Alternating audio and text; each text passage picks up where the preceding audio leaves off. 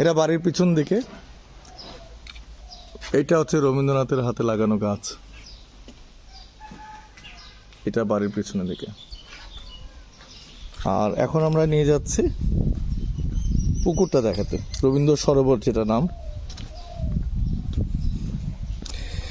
এটা প্রতিশর, রবীন্দ্রনাথের দ্বিতীয় জমিদার বা কাচারি খানা যেটাকে আমরা বলি। এটা নওগাঁ জেলার মধ্যে আত্রাই বলে একটা উপজেলা, সেখানকার অঞ্চল।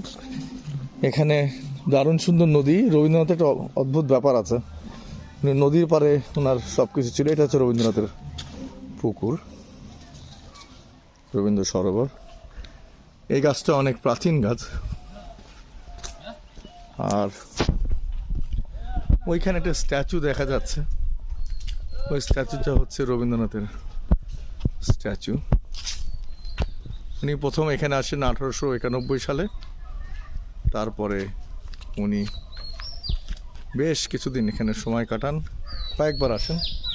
সর্বশেষ আসেন হচ্ছে 1937 সালে, মৃত্যুর মাত্র 3 বছর আগে। আমি নদীটা আবার পাঠাচ্ছি।